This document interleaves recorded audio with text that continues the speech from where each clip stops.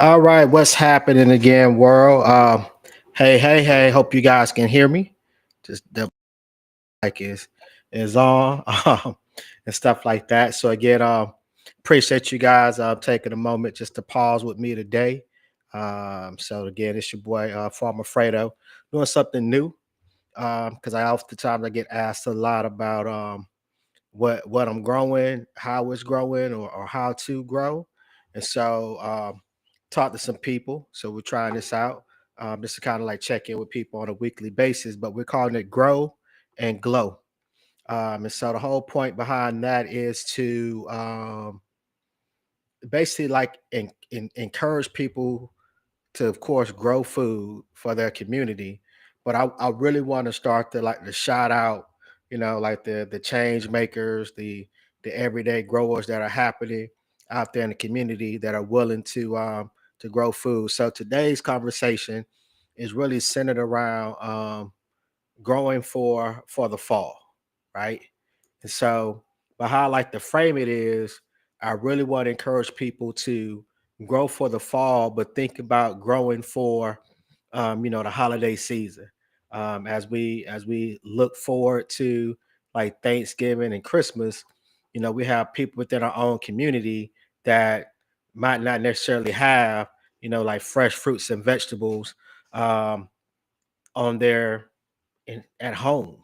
And so what we want to try to do is between like now and the holiday season is really try to to build not necessarily like an army, but a collective of growers that are really out there to help grow in community spaces and backyards, but really be able to take the knowledge and share it with others.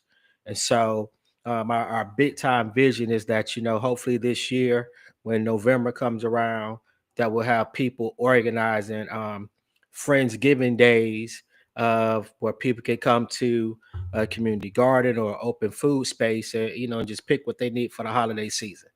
So I'm gonna start off with today is all about your fall, your garden, right? So why does a fall garden matter? Um, it's actually one of the best times to grow. Actually, and how I put it, how I explain it to people is that in the fall, your harvesting window is longer. Um, because for cool season crops, if you missed out on the springtime, here's like an opportunity for you to, get your hands dirty, right? And this tends to be better, less pests for you to deal with in the spring, in the fall. And then also the flavor of your cool crops are like I don't know about you, but I remember like my grandmother and them talking about the greens takes a whole lot better when it has that frost on it than it does during the summertime, right? And so that's what this is all about, trying to encourage people to grow during the fall to experience what that is, right? So the first thing I tell people is that, I'm talking to you guys today about a fall garden, but it's not fall, right? So so the whole point is that you actually start planting your fall garden now. And what I tell people is between the middle of August through the mid to end of September is when you want to get your cool season crops and stuff into the ground. So if you're thinking about collards, if you're thinking about some of the other crops you want to mention in a little bit, like now is the time to have your plan together on exactly what you want to plant. And so, one thing in particular about our part of Georgia is that we really have like three major sort of growing seasons. So, I'm talking about fall today. Then you're going to have like a spring cool, another cool season, springtime, and then you have like the summertime. So, those are like our three main sort of growing areas. And so, what I'm hoping to do in the future is allow for us to share, to vibe, but to create this space again where I can just check in with you guys, really like just share what I'm doing, what we got happening, and things like that as well. And so, just as a recap, like I said before, the air temperature is a hair bit warmer, the soil is a little bit warmer, And of course, as you guys know, we just have to like just be conscious of like the weather. So, what are the keys to success for a fall garden? And I'm gonna go a little bit deeper. Is crop selection. So choosing the right crop at the right time, timing, knowing when to plant what, based on soil temperature. Then, of course, just watering, right? So, try to make sure people understand the importance of watering. And then, of course, just having like a basic sort of mulch for your garden space. All right. So, when it comes to the fall, um, criteria for like the top crops to really plant at this time of year. Of course, you want cool season crops, crops that really thrive in cooler weather. But then you also want to have crops that are like short season crops. So those are the ones that grow very quickly. Like 30 to 45 days from seed to harvest. Um, also fit within this window. And I'll go a little bit deeper as I have on the slide, really just explaining here are the crops that we are encouraging people to plant, so we can have a harvest for Thanksgiving and Christmas. So we're going to start off with, of course, your cabbage, your collards, your mustard, and your turnip greens. In addition to that, I really are encouraging people to grow like lettuce and spinach. Those are very fast growing crops. Um, you could pretty much get like some lettuce like in 30 days or 45 days. And then, of course, I want to make sure people are also growing. Um, Garlic and carrots are there really as overwintering crops, but they do help in terms of making sure that there's a harvest. Because if the soil condition is just right, especially with carrots, you could definitely get like a harvest, but they need the soil condition to be exactly right. And then some other crops to plant for the fall is so you could plant like arugula, broccoli, um, I said spinach already, cauliflower, Chinese cabbage, green onions. So think about scallions. It's also an opportunity if you're in the Swiss chard to really plant that as well. And if you are really aggressive, like in the next week, you can actually plant some summer squash. So if you're in my area of Georgia, I'm actually doing it this week, as a matter of fact, trying to get like some squash in the ground and some cucumbers as well. And that's just because I know that they are fast growing crops where they'll be able to produce like a harvest in about 50 days. And so it really puts it at the top of October, just to kind of just to have it as well. And as a reminder, like I said, the planting window. So from now, mid August to the mid of September, this is when we want to like go crazy. Drop seeds, transplants, whatnot. So you're going to start to see at your box stores, your nursery, a lot of your fall crops will start to come in. So you'll see it, now is the time. So I would recommend that people are utilizing this time to plan, um, this time to just to get ready. And another thing I would encourage people to do if you have it is to um, make sure that you're checking out like the weather forecast, right? So you might, again, just like thinking just like in general that um, if you haven't done it, I really recommend that people are that you have like some sort of weather forecast that you're checking like on a 10-day. Because I mean, we just got out of a lot of rain here recently. And so what I'm encouraging people to do is always look at your 10-day forecast, get an idea when the weather's going to be cool before it gets hot, to really determine when is the best time for you to plant at the garden space. So one thing I'm going to make available through social media is my planting schedule. And so just be on the lookout for those that are rocking with me on Facebook, rocking with me on YouTube or Instagram, on TikTok. I'm really going to share like this week, this is what I'm planting. And here's like the window that you have to kind of get it into the ground. So, like I said, if you haven't already done it, now is the time to prep your garden spaces.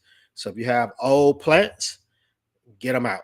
I know it's hurtful to say, but We need to make room for, again, those leafy greens, the lettuce, the spinach, things like that. So take the time to go ahead and remove them.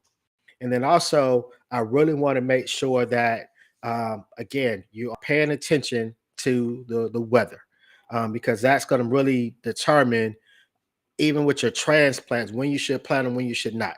So if you know we got 90-degree days, you might want to just hold off until the temperature like drops a little bit. So you might wait till like the 1st of September just to kind of let these 90-degree days kind of fall down, stuff like that as well.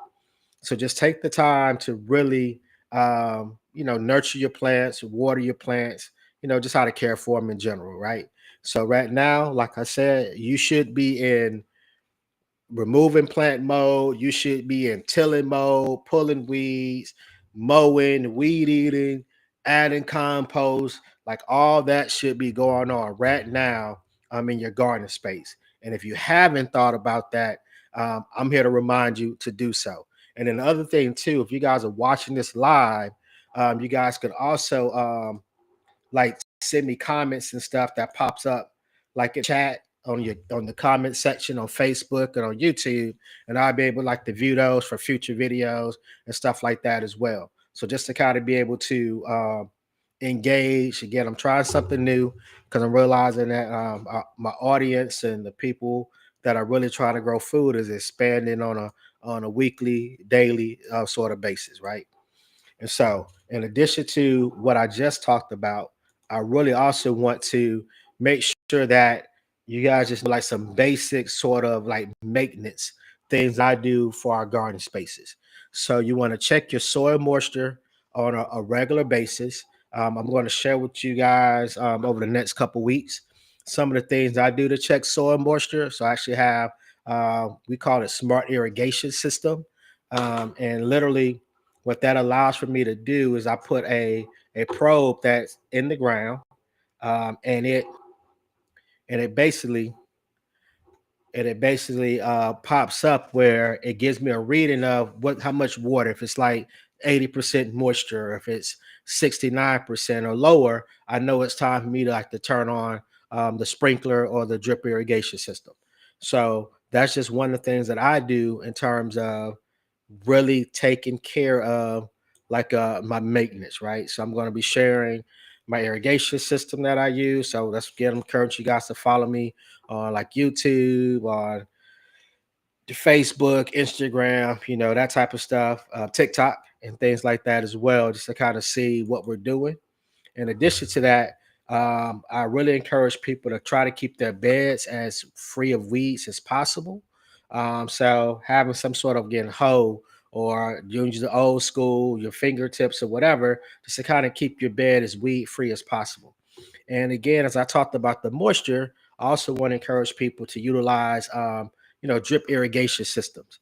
So again, I will go a little bit more deeper, kind of show you guys like the drip systems that I use at the different garden spaces. Even be able to show you guys where I purchased them online from different companies and things like that. And then also, I want to encourage people to mulch, especially your backyard gardeners, utilizing like straw or compost to kind of put around the base of your plants, and that's really there for moisture, retaining moisture, but it also helps in terms of weed suppression around the base of your plants and things like that.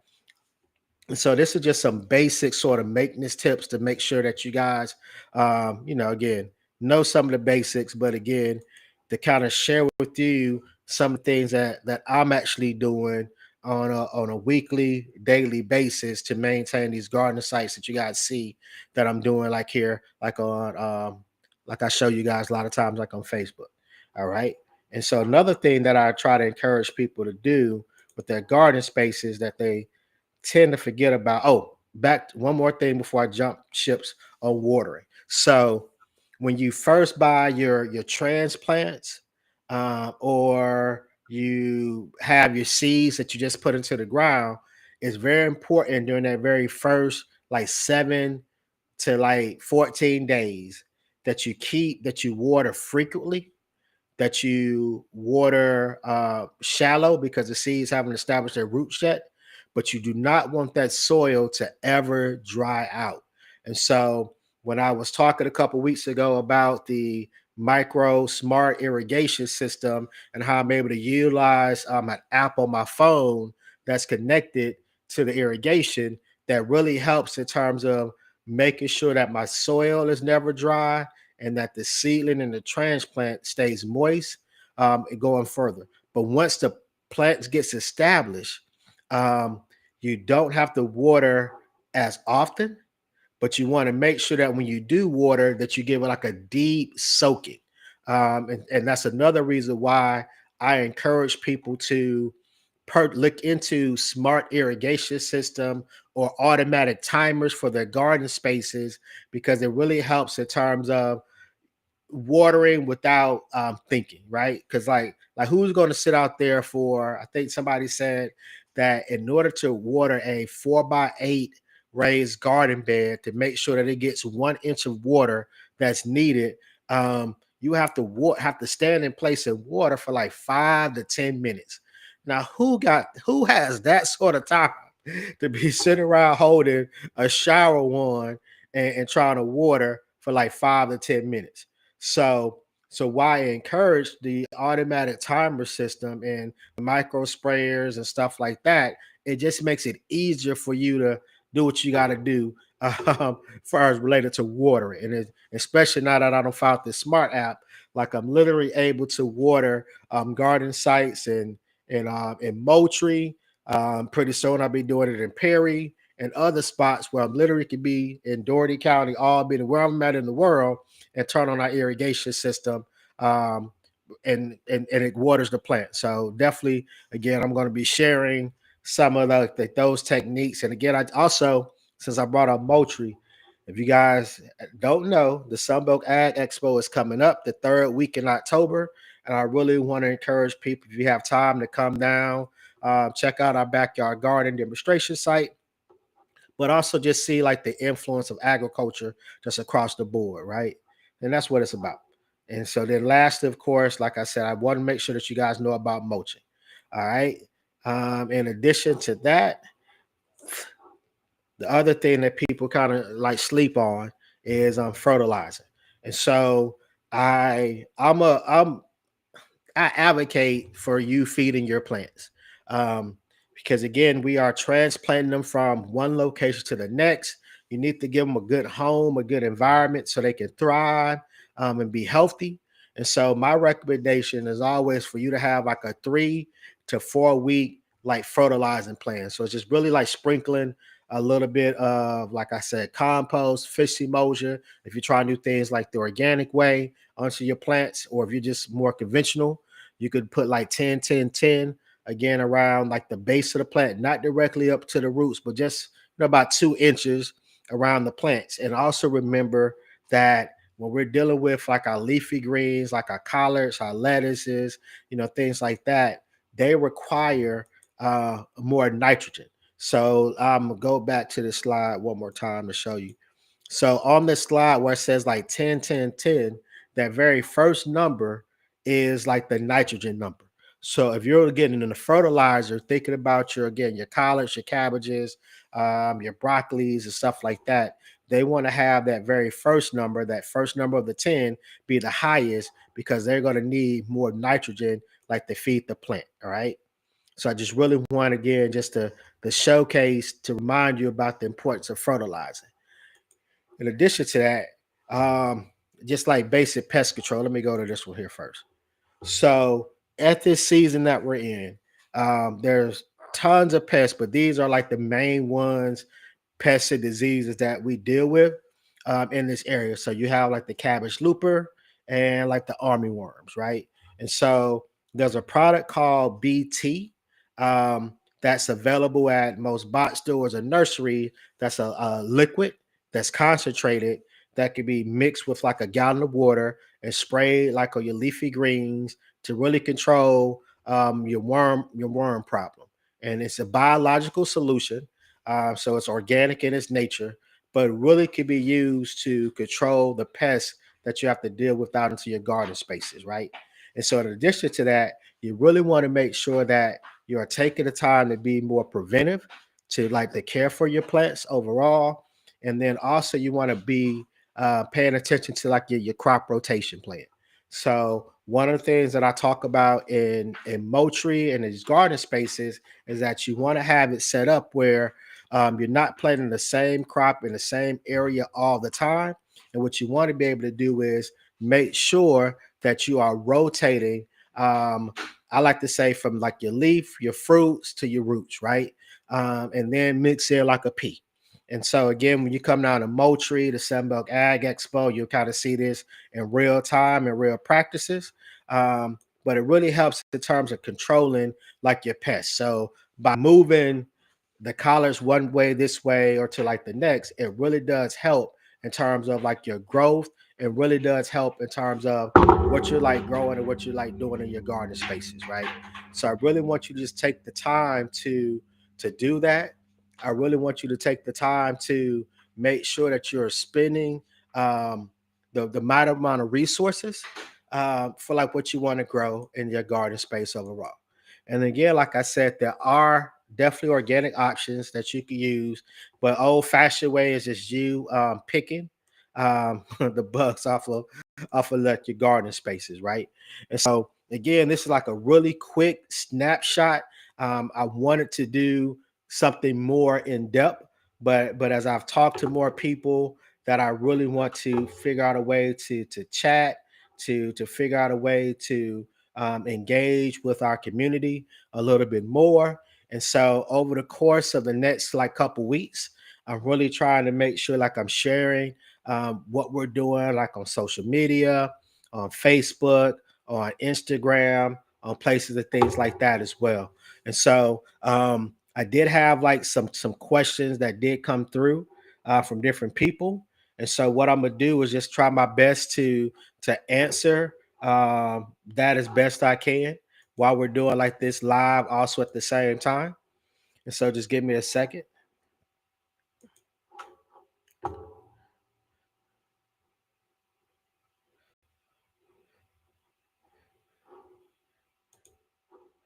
right, here we go.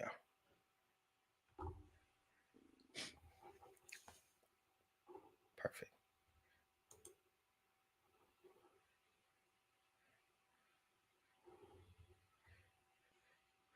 All right.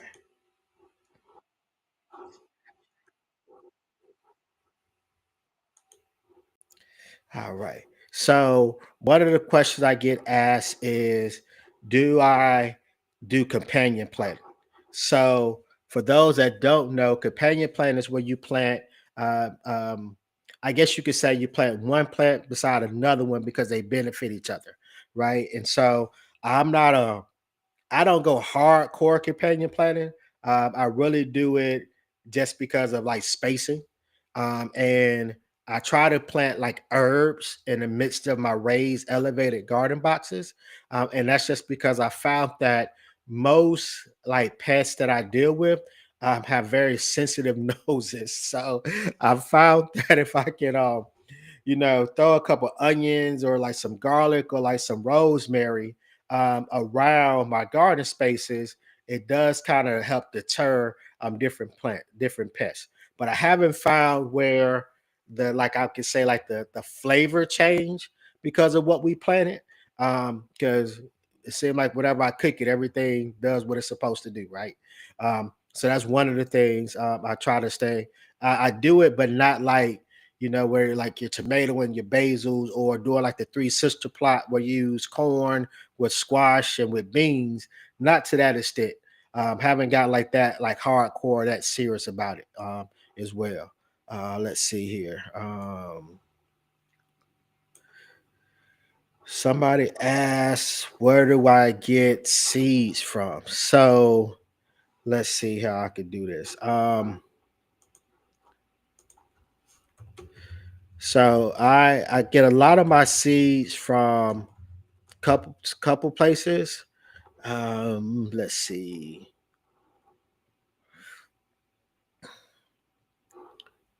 So one of my main providers of seeds that I do for my demonstration sites is a company called Haas Tools.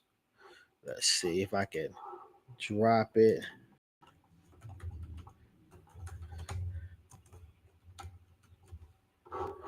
So their website is growhouse.com. And I'm gonna try to see if I can just add it to the screen for you guys to see. So Hoss, I utilize them for most of my seeds, and then I also one of the things with like Hoss that I really like. They just started a garden subscription program. So if once a month they do like a seed of the month or different levels you kind of can go to. But if you go to growhouse.com, it comes to your house directly sent. I really been a fan of it because it really helped me introduce me like the new seeds I wouldn't necessarily grow. In addition to that, um, they're actually getting into like the transplant business. So right now they're actually taking pre-orders for brassica. So like your collards, your cabbages, your broccoli, cauliflower, and broccolina. So broccolina is kind of like a cross between an asparagus and broccoli, but they're taking pre-orders and stuff on it, and it'll be shipped to your house. And then also talking to Greg and them, they also mentioned that they're getting into like the blueberry and blackberry business as well. And then coming in October, they have like strawberries that are also available as well. So that's one of the companies I use for like seeds. Another company, if you're into like your heirloom varieties of seeds and stuff like that, I deal with a company called Southern Exposure. So I'm gonna drop their name onto the screen as well for you guys. And what I like about, I think I've been dealing with Southern Exposure for uh probably about as long as I've been growing food, just to be honest. Because I got exposed to them when I was interning down at Cornelia Farms. And so what I like about Southern Exposure, and why I say if you're really into like heirlooms and like I guess you would say like native seed sort of varieties, is that this is a cooperative of different seed savers that are like around the country. And it's a real science to saving seeds. But if you're really trying to do like heirloom varieties that are very unique, um, this is, like I said, I've been dealing with like Southern Exposure. I've been farming for about 20 years, and 17 of those years, this is where I've got most of my seeds from. I don't use them as much as what I'm doing my school current projects, but this does help me in terms of like the seeds and stuff that I use. Let's see, who else do I use? See, so the other company that I use for seed, and this is more when I'm doing the projects with the small scale urban farmers or farmers that are on a small piece of land. Um, I get seeds from Clifton Seeds. So these are, again, more for your commercial growers, like the bigger farms, but they do have a website that allows for you to order and again ship directly to the house, which I like, or to your office, or to your farm. So again, this is another company that I use just for like my seeds and stuff like that as well. So I'm gonna pop that on the screen for you guys. So again, Clifton Seed Company is another one that I use, just in terms of where I get my seeds from, just to start the year and stuff off right. So, so that hopefully that'll kind of give you guys like a really good like jump start. So again, when it comes to the seed, like again, you can go to the store, you can get whatever, but we're looking for like an online source. Uh, this is what I use. So again, Hoss, Southern Exposure, Clifton seeds, and then for my lettuce and carrots that I use, I get those through a company called Johnny Seeds. And so Johnny, they have a lot of other products that I'll talk about a little bit later on. But this is about your fall garden and getting you guys on the right track.